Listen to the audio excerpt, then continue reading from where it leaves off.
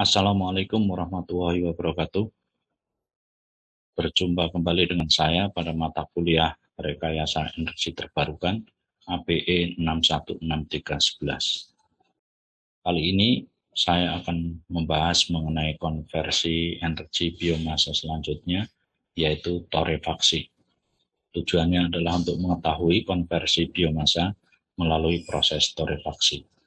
Kita tampilkan kembali diagram ini untuk menunjukkan bahwa torefaksi merupakan salah satu rute yang dapat dipilih untuk mengkonversi energi biomasa padat. Hasilnya adalah biomasa torefaksi yang selanjutnya dapat diproses untuk bahan bakar pada proses combustion atau gasifikasi.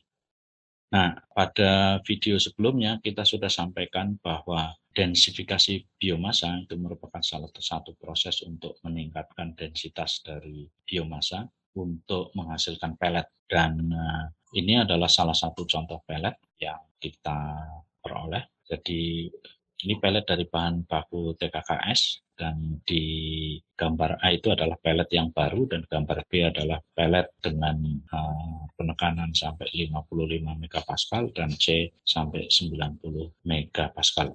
Dan gambar D ini adalah pelet yang rusak ya, karena penyimpanan terbuka lebih dari 6 bulan.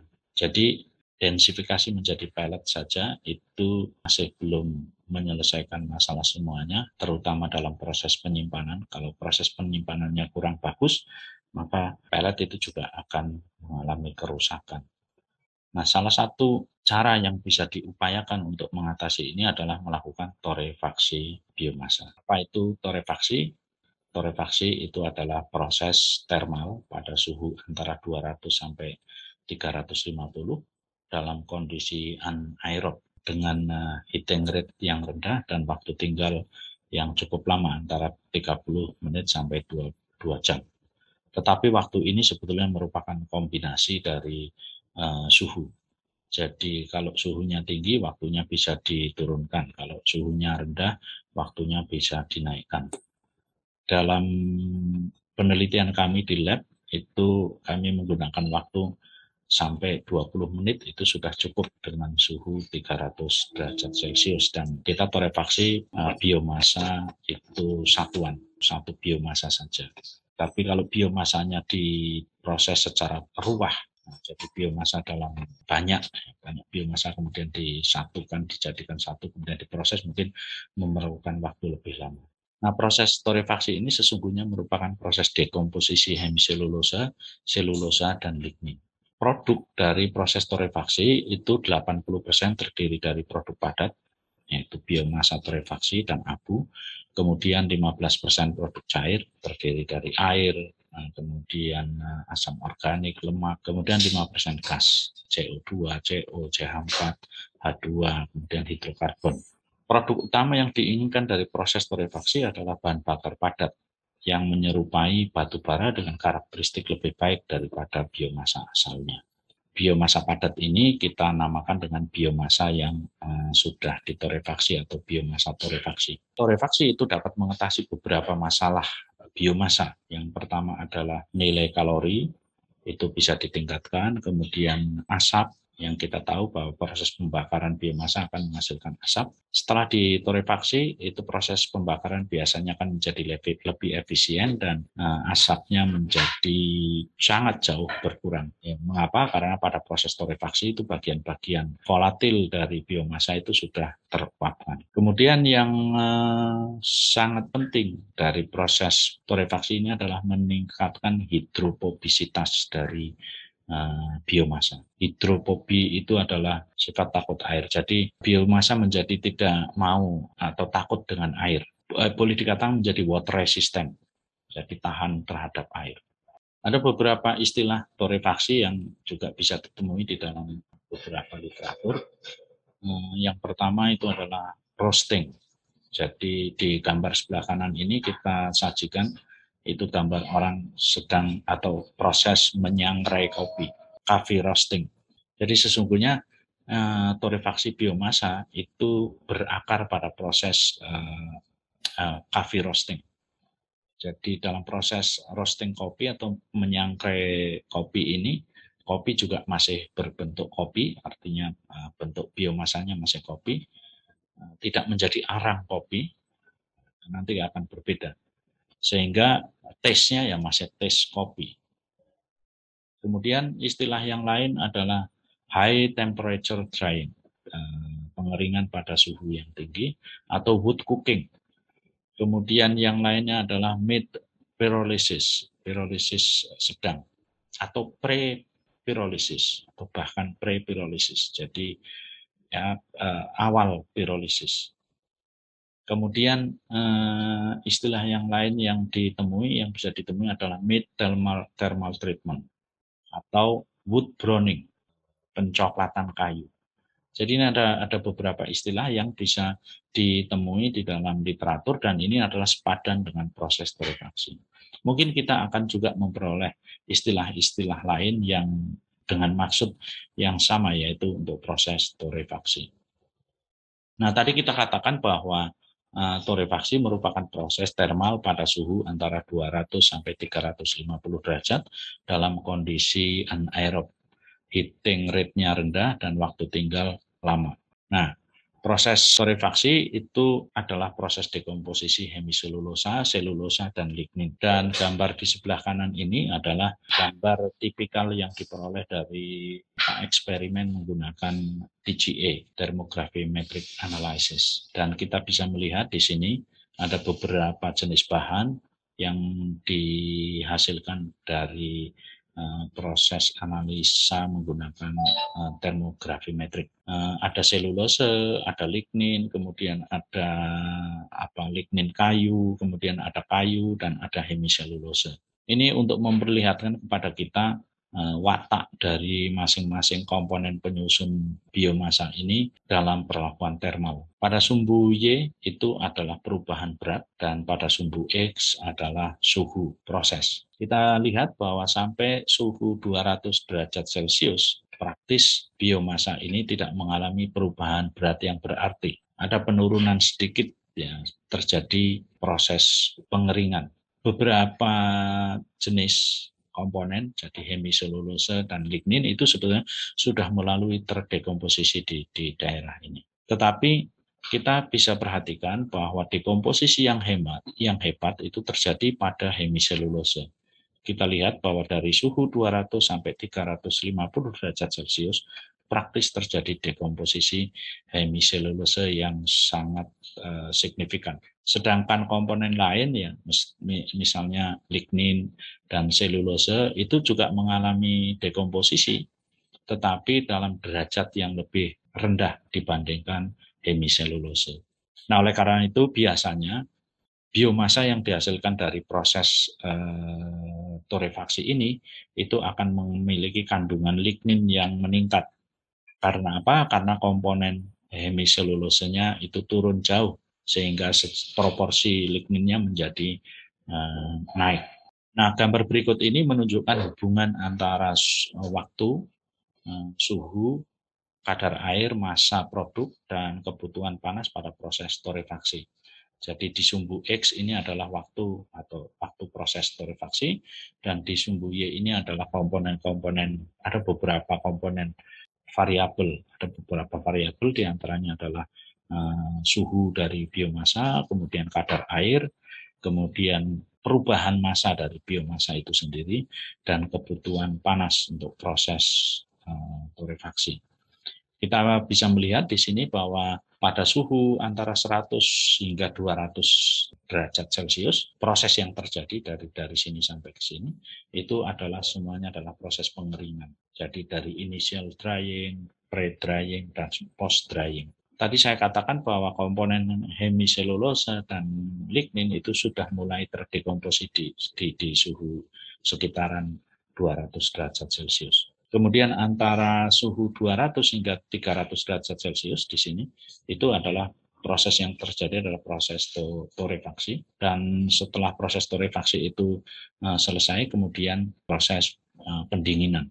Nah, kalau kita lihat perkembangan kadar air kita bisa melihat ya bahwa sampai suhu 200 derajat Celcius itu kadar air turun hingga mencapai 0. Nah, setelah suhu 200 derajat Celcius praktis biomasa sudah tidak lagi mengandung air. Meskipun dalam kenyataan setelah akhir proses torefaksi, biomasa juga masih memiliki kadar air mungkin sekitar 1% atau 2%. Kemudian massa biomasa sampai suhu 200 praktis juga hanya sedikit sekali yang turun karena hanya komponen air saja. Dan dalam proses ini kita berangkat dari biomasa yang kering, biomasa yang ya sudah kering. Kemudian biomasa ini mengalami proses penurunan yang signifikan setelah suhu 200 derajat Celcius, yaitu dalam proses torefaksi ini. Biomasa mengalami penurunan. Kemudian kebutuhan panasnya itu bisa kita lihat, kebutuhan panasnya naik ya, seiring dengan waktu, dan tentu saja suhu mencapai puncaknya pada proses torefaksi antara suhu 200 hingga 300 derajat Celcius. Dan setelah proses cooling, kebutuhan panasnya itu mulai turun.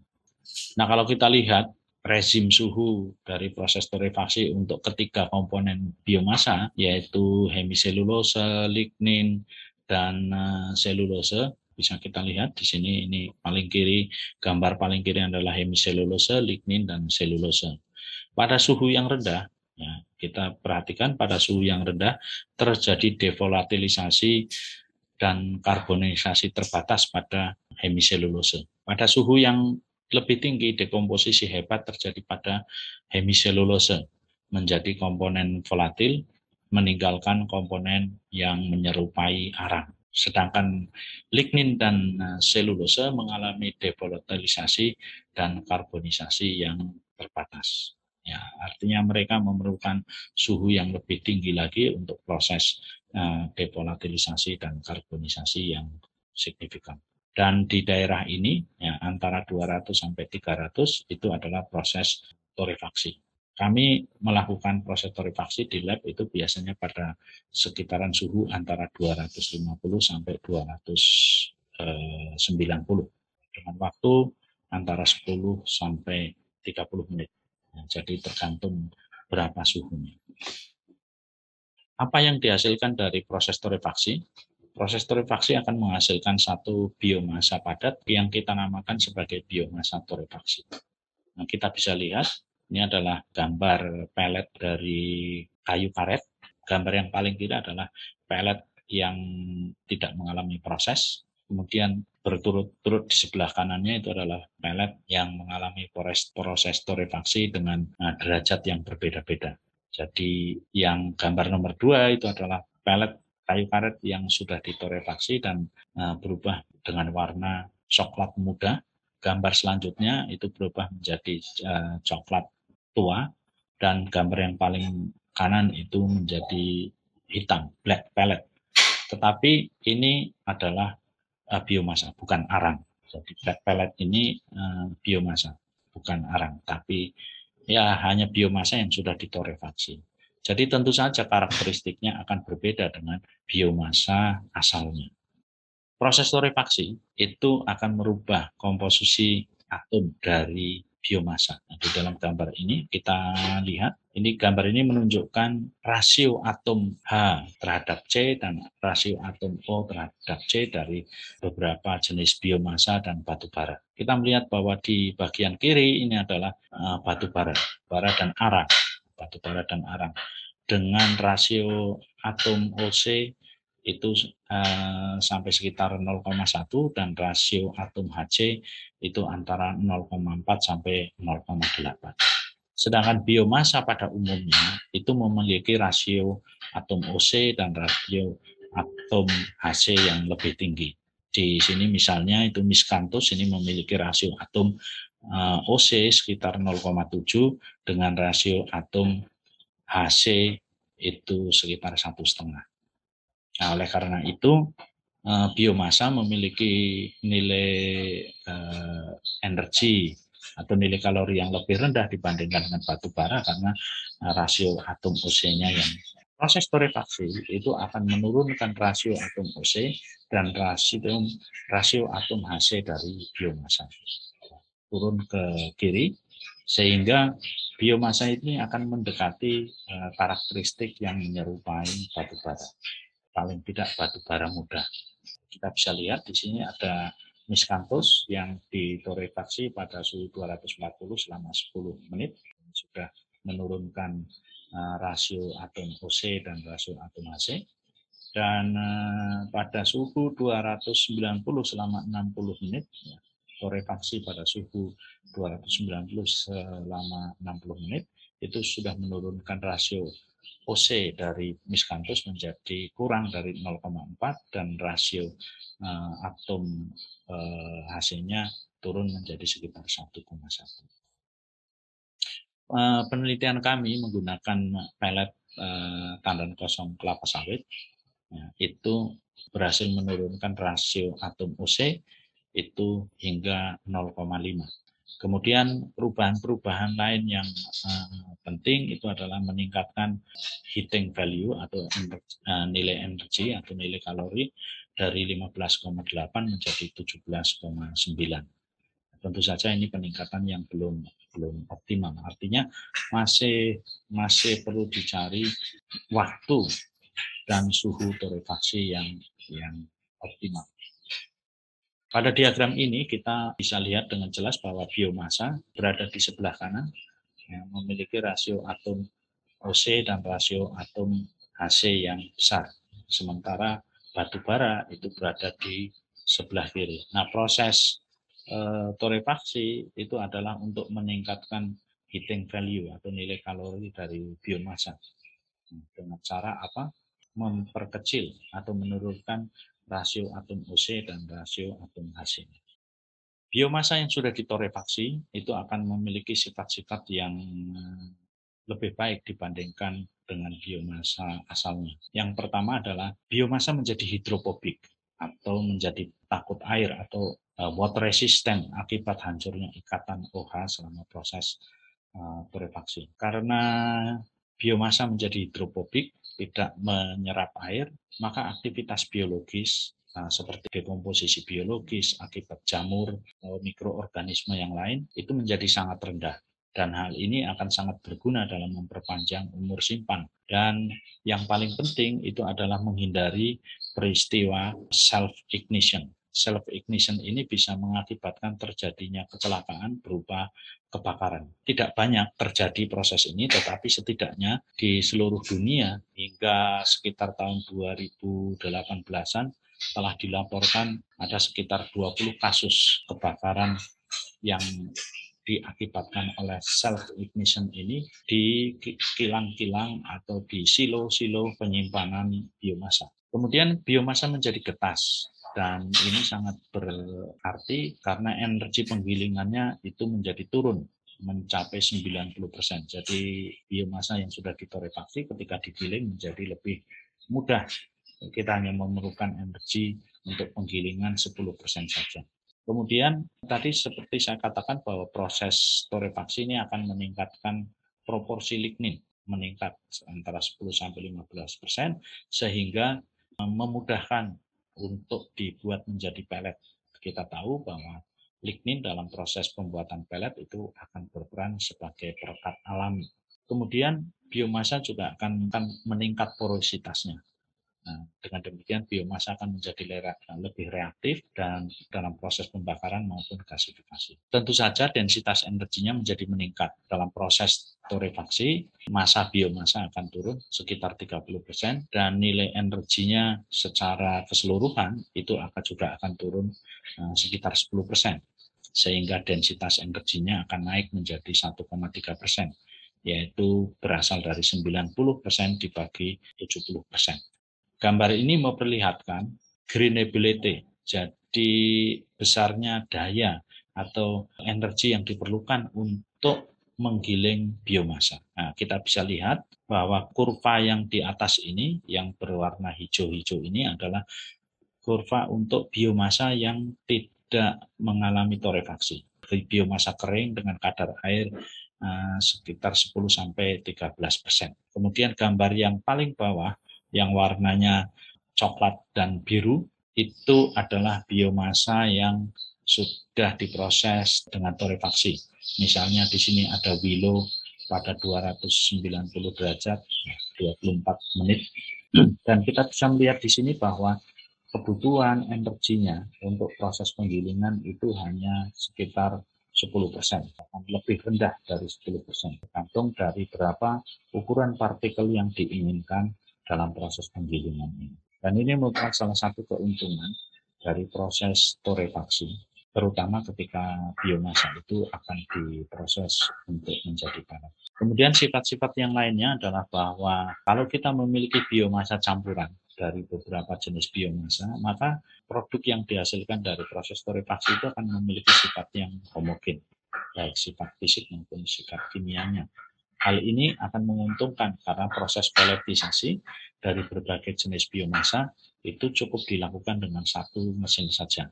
Proses ini tentu saja akan meningkatkan ekonomi dari proses industri pelet biomasa. Pelet torefaksi itu juga lebih kuat, antara 1,5 hingga 2 kali dari pelet yang tidak ditorefaksi. Pelet yang sudah ditorefaksi tidak mudah pecah selama penanganan dan penyimpanan. Hal ini mungkin berkaitan dengan salah satu sifat tadi bahwa pelet yang sudah ditorefaksi itu memiliki sifat yang hidrofobik. Kemudian pemanfaatan beragam energi biomasa dengan satu peralatan pembakaran saja, karena pelet torefaksi memiliki sifat yang homogen sehingga cukup dengan satu peralatan pembakaran saja.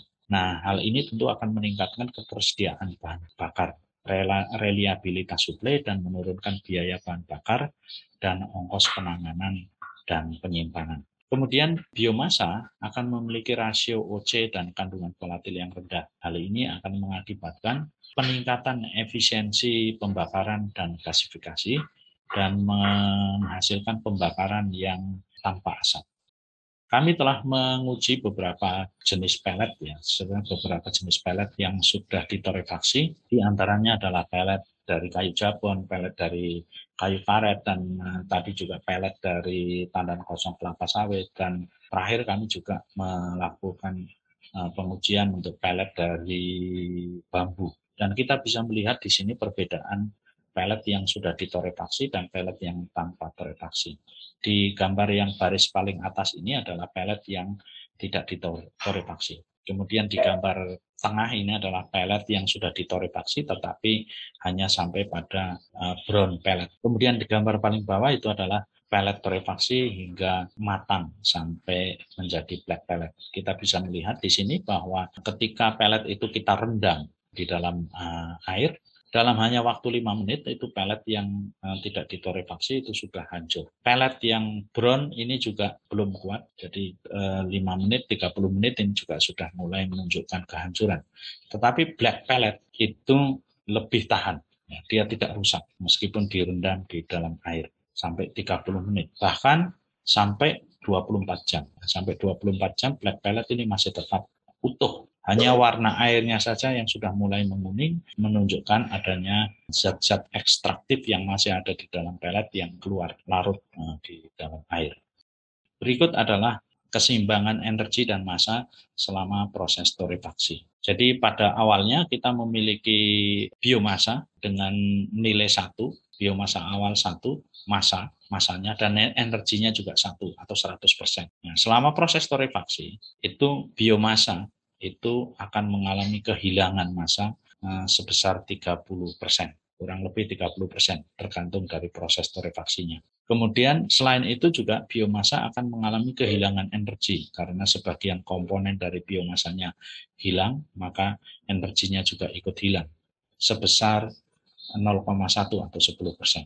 Sehingga di akhir proses dari torefaksi kita akan memiliki biomasa padat atau biomasa torefaksi sekitar 0,7 dari aslinya atau 70% dari biomasa awalnya dengan nilai energi 0,9, sehingga densitas energinya berubah menjadi 1,3.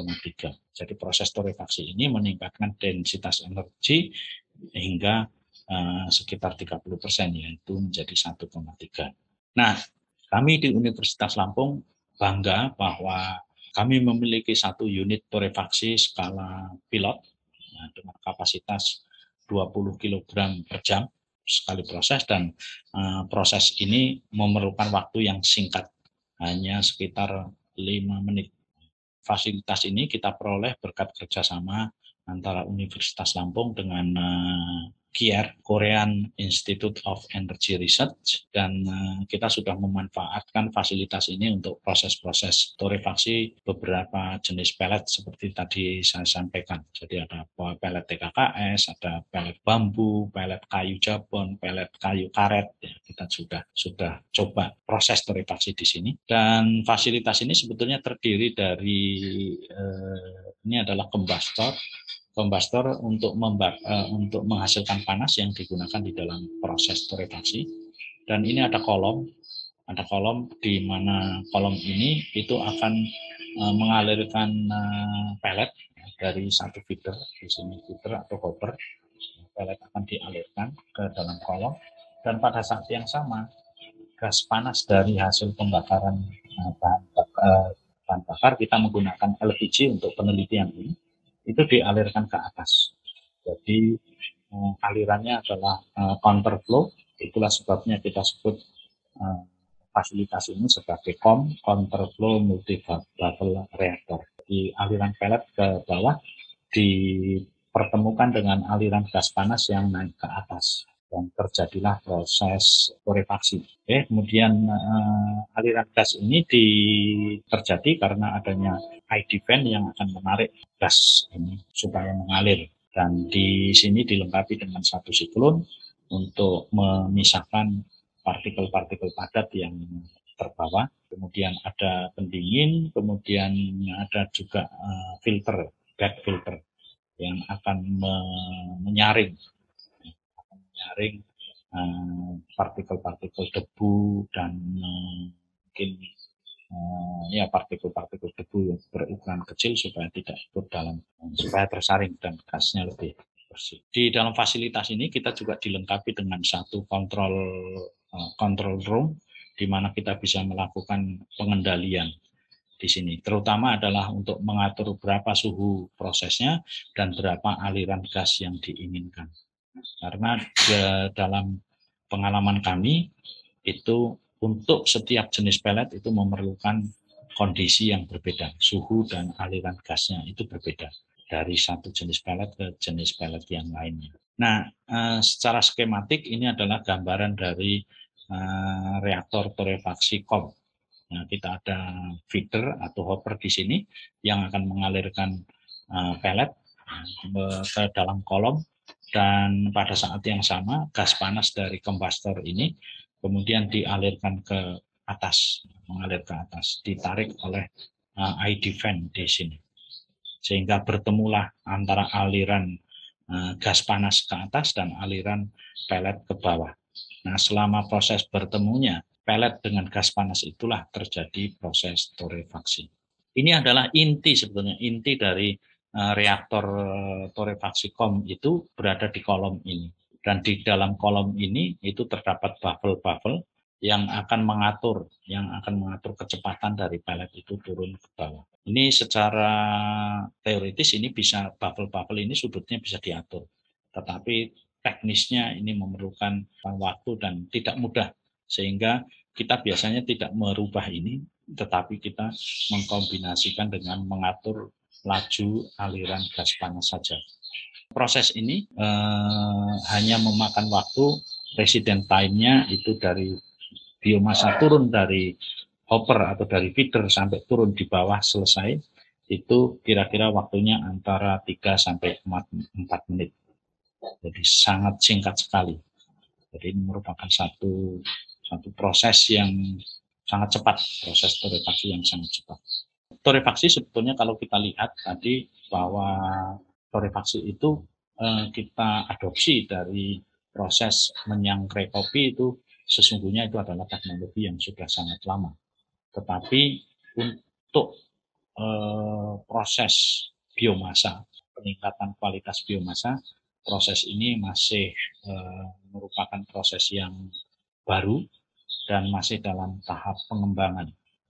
Kalau kita lihat di sini, beberapa tahapan penting masih memerlukan optimasi, penyempurnaan atau bahkan masih terbuka untuk dikembangkan atau diteliti. Dan hingga saat ini masih dalam proses pengembangan dan belum ada yang secara komersial sudah diaplikasikan. Ini tim kami, tim torefaksi kami. Jadi ini teman-teman dari Korea, dari Kier. Kemudian ada Pak Wahyu dari Kehutanan, Pak Wahyu Hidayat. Ini adalah sebetulnya adalah pelopor dari penelitian torefaksi di Unila. Kemudian saya, dan ada Bu Dewi dari Teknik Kimia, dan ada Pak Amrul dari Teknik Mesin. Kami juga ada tim Pak Udin, Profesor Udin dari Teknologi Hasil Pertanian juga terlibat di dalam proses ini. Terima kasih atas perhatiannya. Assalamualaikum warahmatullahi wabarakatuh.